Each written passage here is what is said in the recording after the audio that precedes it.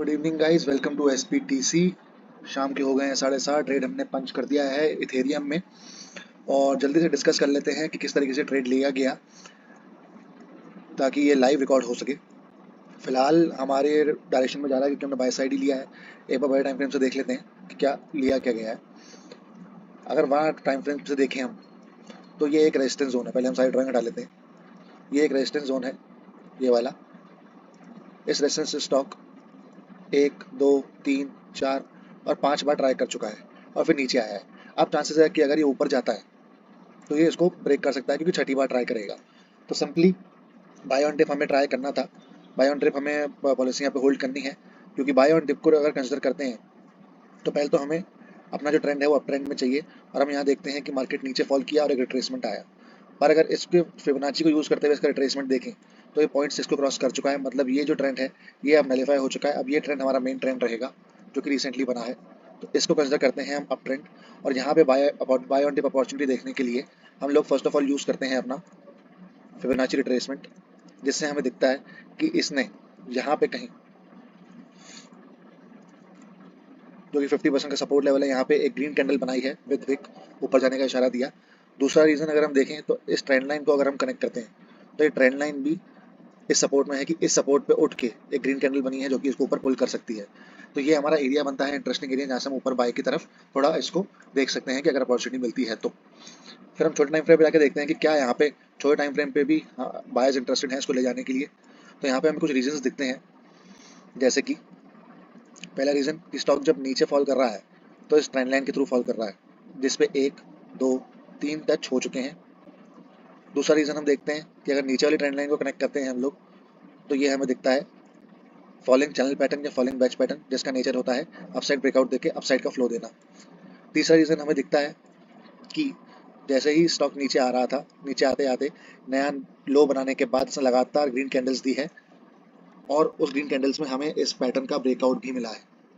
ये 3 से 4 रीज़न हमारे पास बने, बट स्टिल क्योंकि इस तरीके से नीचे आके उसने इसका हाई अभी तक क्रॉस नहीं किया है पिछले रेजिस्टेंस का, तो स्टिल और कंफर्मेशन हमें चाहिए क्योंकि यहाँ से वो बिना हाई बनाए नीचे फॉल कर सकता है। तो और कंफर्मेशन के लिए हम लोग वेट करते हैं प्राइस का कि और रिएक्शन हमें दिखाए। तो वो हम यूज़ करते हैं, हम देखते हैं कि ब्रेकआउट के बाद जब रिट्रेसमेंट आया जहाँ से वो फॉल कर सकता था, वहीं से ही एक स्मॉल ब्रेकआउट हमें दिखता है, ये वाला विद वॉल्यूम, जो कि है ये जो अच्छा खासा फ्लो लगातार ग्रीन कैंडल्स का फ्लो आया है उसका पॉइंट टू रिट्रेसमेंट से हमें ब्रेकआउट भी मिलता है। यहाँ हम कंफर्म हो जाते हैं कि यस, हम लोग बाय साइड जाने को रेडी हैं और बाय साइड जाने के लिए हम ट्रेड पंच करेंगे। तो अपनी ट्रेड को यहाँ पंच करने के लिए हम लोग रेडी थे और जिसमें हमें एसएल थोड़े बफर के साथ देना पड़ेगा क्योंकि यहाँ पे सफिशिएंटली बायर्स ने प्रूव नहीं किया है कि यहीं पे हैं पूरी तरीके से। तो नीचे वाले सपोर्ट के नीचे रेजिस्टेंस देके और टारगेट बीइंग कि स्टॉक अगर यहाँ से निकला है तो फर्स्ट इसको रिजेक्शन फेस करना पड़ेगा इस सपोर्ट लेवल पे और सेकंड रिजेक्शन उसका होगा ये वाला। तो इसको सेकंड टारगेट मानते हुए हम लोगों ने अपना टारगेट यहाँ पंच करने की प्लानिंग की थी। और यहाँ पे आरआर रेशियो बिल्कुल नहीं बैठा, तो हम वेट करते हैं बेटर प्राइस के लिए जहाँ पे हम एंट्री पंच कर सकें। तो हम नोटिस करते हैं कि जैसे ही प्राइस नीचे आता है तो यहाँ पे एक पिन बार कैंडल बनती है जो कि है इस ट्रेंड लाइन का रीटेस्ट विद वॉल्यूम बनती है वो। और इसी को अगर कंफर्मेशन लें हम तो ये मिलता है 0.5 का कंफर्मेशन कि 0.5 लेवल ऑफ ईवो पे ये ग्रीन कैंडल भी बनी है। तो ये रीजन होने के बाद इस ग्रीन कैंडल के ठीक ऊपर हम लोग अपना एंट्री पंच करते हैं जिसका आर रेशियो 1:1 के आसपास ही बैठता है। आर रेशियो अच्छा नहीं है बट ट्रेड लेना था हमने तो लिया। एक बुरी आदत है जो कि हमें सुधारनी है, आर रेशियो अच्छा मिले तभी लेनी है। तो ये बहुत सारे रीजन होने के बाद हम लोग बाय साइड गए हैं क्योंकि छोटे टाइम फ्रेम पे स्टॉक जो है वो डाउन ट्रेंड में है और अप बाय टाइम फ्रेम पे अप ट्रेंड में है। तो बाय टाइम फ्रेम का सहारा हमें यहाँ पे अच्छे से मिल सकता है। तो फिलहाल ट्रेड जो है साइडवेज हमारे ब्रेकआउट देने के बाद साइडवेज ही चल रहा है।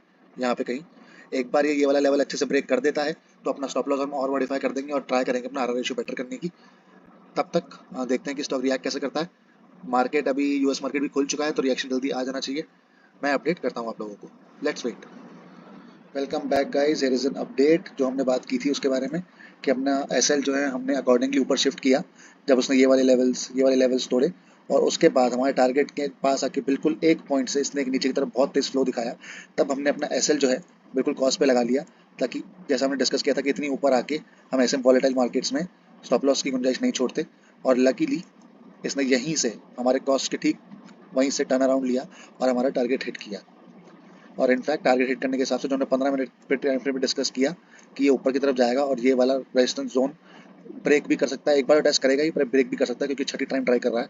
तो वही हम देख रहे हैं कि यहाँ पे नीचे आने के बाद बहुत तेज पुल दिखा रहा है और उस रेजिस्टेंस जोन तक ऑलमोस्ट पहुंच चुका है। अभी भी चांसेस हैं कि ये ऊपर निकल सकता है। बट अपार्ट फ्रॉम दैट ये कहीं भी जाए कैसे भी जाए, जो ट्रेड हमने डिस्कस किया हमारे एस और टारगेट के हिसाब से वो सक्सेसफुल रहा और हमारी लर्निंग और प्रैक्टिस के हिसाब से बेस्ट रहा। प्रैक्टिस हमें बस ये करना है कि हमारा आर रेशियो और कैसे बेटर हो सकता है। Otherwise we will keep going and keep recording and keep trading. Thank you.